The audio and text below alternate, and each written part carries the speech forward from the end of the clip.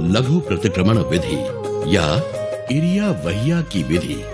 सामयिक चैत्य बंधन वगैरह विधि करने से पहले इरिया वहिया की विधि यानी लघु प्रतिक्रमण की विधि करनी पड़ती है, जिसके द्वारा जीव विराधना का दुख पूर्वक प्रायश्चित करना होता है।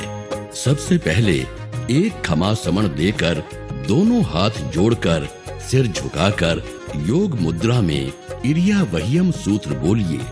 इस सूत्र में अलग अलग जीवों की अलग अलग 10 प्रकार से हिंसा हुई हो तो उसका मिच्छामि दुक्कड़म मांगा गया है। उसके बाद योग मुद्रा में खड़े खड़े शुद्धि के संकल्प के साथ तस्य उत्तरी सूत्र बोलिए। पाप कर्म के नाश के निमित्त के लिए संकल्प तस्य उत्तरी सूत्र द्वारा किया जाता है। उसके बाद योग मुद्रा में ही अन्नथ सूत्र बोलिए। इस सूत्र में कौसग्ग के 16 आगार बताए गए हैं। कौसग्ग में शरीर को संपूर्ण स्थिर रखा जाता है, लेकिन शरीर की कुछ मर्यादाओं की वजह से उसमें कुछ छूट दी गई है, जैसे कि सांस लेना छोड़ना, खांसी, छींक, उबासी, डकार, वायु, आंखों का हिलना। इसके अलावा अग्नि का भय, सांप आदि हिंसक प्राणियों का भय वगैरह की वजह से जल्दी कौसग्ग पारने से कौसग्ग भंग नहीं होता। जीव विराधना के पाप का प्रतिक्रमण रूप इरिया वहिया की विधि में शास्त्रकारों ने 25 श्वासोच्छ्वास के कौसग्ग का प्रायश्चित बताया है।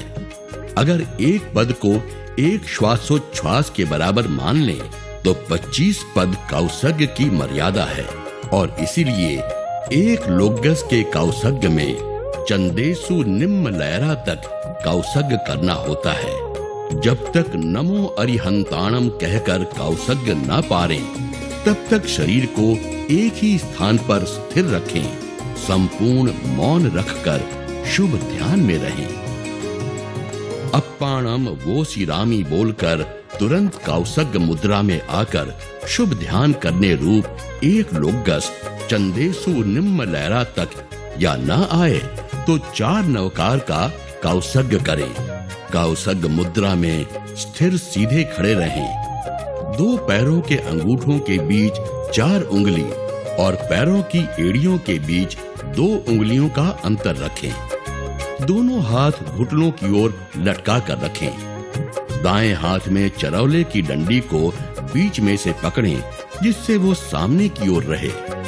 दाएं हाथ में मुंहपत्ती के बीच 2 उंगलियां और आसपास की 2 उंगलियां बीच में लगाकर रखें।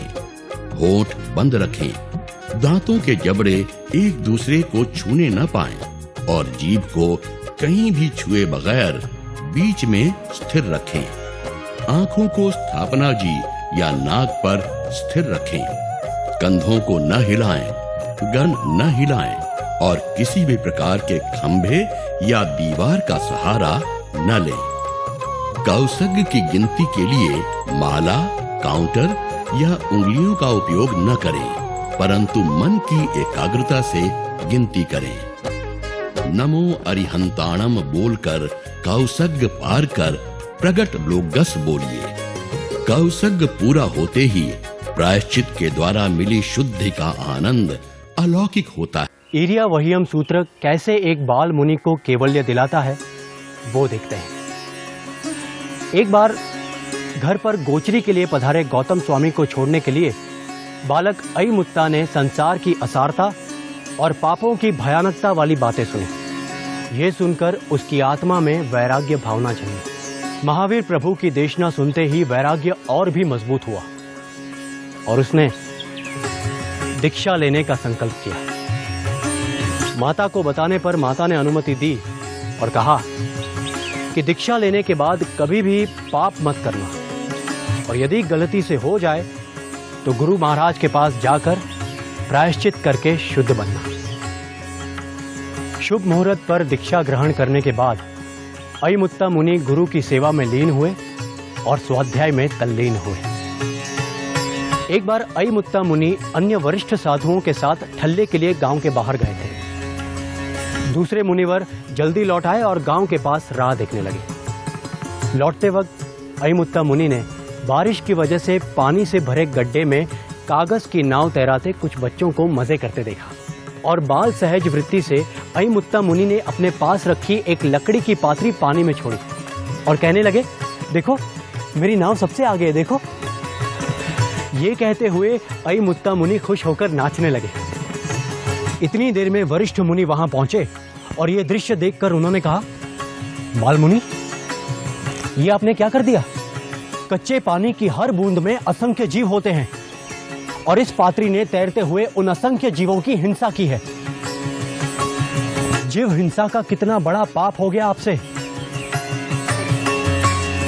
अपनी भूल को समझते हुए बाल मुनि को बहुत पछतावा हुआ और माता के कहे वचन याद आ गए कि गलती से भी अगर पाप हो जाए तो प्रायश्चित करके शुद्ध बनना। अयमुत्ता मुनि पहुंचे प्रभु वीर के पास और शुरू किया ईर्यावह्यम रूपी लघु प्रतिक्रमण। ईर्यावह्यम सूत्र द्वारा बाल मुनि ने अपनी भूल स्वीकार की। सूत्र बोलते समय पग दग मिट्टी शब्द आए।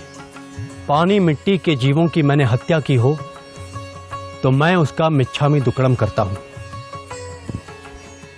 इन पदों को बोलते बोलते वे बहुत पश्चाताप करने लगे और ध्यान धारा में आगे बढ़ते भाव के साथ ईर्यावह्यम की विधि करते करते अयमुत्ता मुनि ने केवल्य ज्ञान प्राप्त किया।